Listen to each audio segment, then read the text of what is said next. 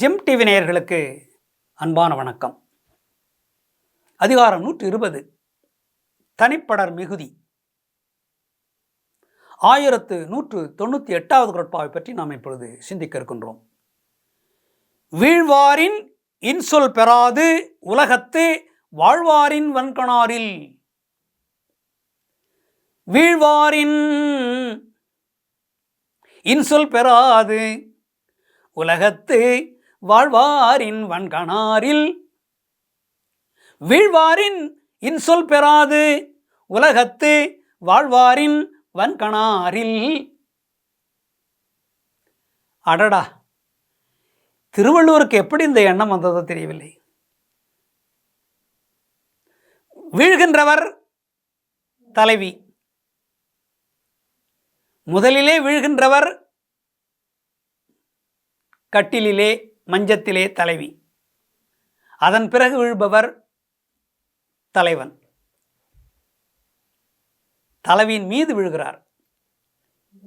அவர்தான் வீழ்வார். வீழப்பட்டவர் தலைவி, வீழ்பவர் தலைவன்.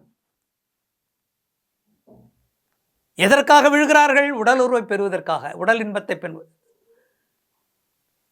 உடல் உறவு பெறுவதற்காக வீழ்கிறார்கள்.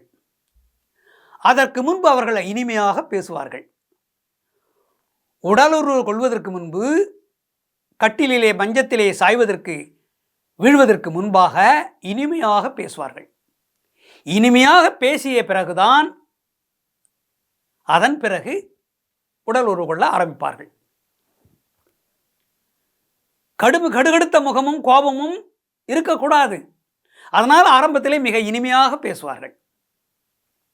அது மிக முக்கியம். இனிமையாக பேசாமல் முரட்டுத்தனமாக வந்து விழுந்தால் அதில் ஒரு இன்பமும் கிடைக்காது. இனிமையாக பேசுகின்ற பொழுது இனிமையான உணர்வு உள்ளத்திலே தோன்றும். இனிமையான இன்பமாக ஒரு முகத்தை பார்க்கின்ற பொழுதுதான் காமம் தோன்றும். காமம் வெளிப்படும். நிறைவான காமம். இல்லை என்றால் அரைகுறை காமம், விருப்பமில்லாத ஒரு காமம். தொந்தரவு கொடுக்கிறான் பார், ஒரு ஏனோ தானோ என்று ஒரு காமத்தை உடல் உறவை பெறுவார்கள். அதில் என்ன பயன் இருக்கிறது? நிறைவான இன்பத்தோடு பெறுவதுதான் உண்மையான உடல் உறவு. ஒருவருக்கு பிடிக்கவில்லை, ஒருவருக்கு பிடிக்கிறது. ஒரு இனிமையாக பேசுகிறார், ஒருவர் பேசவே இல்லை. இது என்ன உடல் உறவே? அது உண்மையான உடல் உறவே கிடையாது. ஏதோ ஒரு உடல் உறவு கொள்ள வேண்டும் என்று, அவ்வளோதான். அதில் உண்மையான அன்பு கிடையாது, உண்மையான உடலுறவும் கிடையாது. அப்போ எப்படி இருக்க வேண்டும்? இனிமையாக ஆரம்பத்தில் இருவரும் இனிமையாக பேச வேண்டும். கோபமே வரக்கூடாது. கட்டிலே சாய்வதற்கு முன்பு, படுப்பதற்கு முன்பு இனிமையாக இருவரும் பேச வேண்டும். இன்முகத்தோடு இருக்க வேண்டும். முகம் அப்படியே சிரிக்க வேண்டும். அப்படி இருந்தால்தான் நிறைந்த இன்பம் கிடைக்கும். இருவருக்கும் சம அளவில் காமம் இருக்கிறது என்று பொருள். அப்பொழுது முழுமையான இன்பம் கிடைக்கும். ஆனால் இப்பொழுது அந்த இன்பத்தை நான் அடைய முடியுமா? அவர் சிரிப்பை நான் பார்த்து எத்தனை நாள் ஆகிறது? பிரிந்து போய்விட்டாரே, இன்னும் வரவில்லையே. நானும் சிரிக்க முடியவில்லை. அவர் சிரிப்பதை நான் பார்க்க முடியவில்லை. நான் இனிமையாக யாரிடத்திலும் பேச முடியவில்லை. அவரும் இனிமையாக பேசுவதற்கு போய் இல்லை, இனிமையாக பேசிக் கொண்டிருந்தவர் இப்பொழுது அவர் இங்கே இல்லை. அவர் எங்கோ இருக்கிறார். அவர் இனிமையாக பேசுகிறாரோ பேசவில்லை எனக்கு தெரியாது. ஆனால் நான் இந்த குடும்பத்திலே இருந்து இன்பமாக இல்லாமல் துன்பப்பட்டு கொண்டிருக்கிறேன். அவர் பிரிவை தாங்க முடியாமல் துன்பப்பட்டு கொண்டிருக்கிறேன். இன்பமாக இருந்து பல நாட்கள் ஆகிவிட்டன. அவர் என்று மீண்டு திரும்பி வருவாரோ அப்பொழுதுதான் இன்பமாக பேசுவேன், இனிமையாக பேசுவேன் என்று தலைவி சொல்லுகிறாள். வீழ்வாரின் இன்சொல் பெறாது.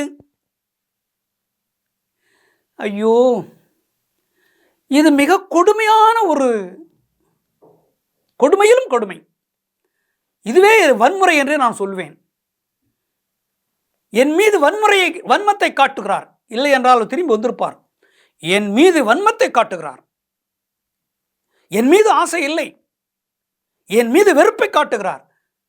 ஆசை இருந்தால் ஓடோடி வந்திருப்பார். விரைவாக வேலையை முடித்துக்கொண்டு வீட்டுக்கு வந்திருப்பார். இந்த காலத்திலே செல்போன் இருக்கிறது. எத்தனை நாடு விட்டு நாடு போயிருந்தாலும் கூட அங்கிருந்து ஃபோனிலே பேசுகிறார்கள்.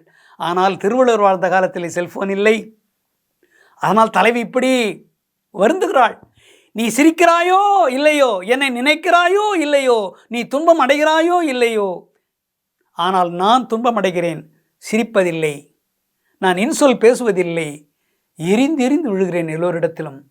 என் அழகே போய்விட்டது, என் உடல் அழகு, என்னுடைய முக அழகு எல்லாம் போய்விட்டது. சரியாக ஆடை அணிவதில்லை, சரியாக தலை சீவுவதில்லை, அலங்கோலமாக இருக்கிறேன் என்று உன்னுடைய பேச்சை கேட்க முடியவில்லையே, நான் என்ன செய்வேன்?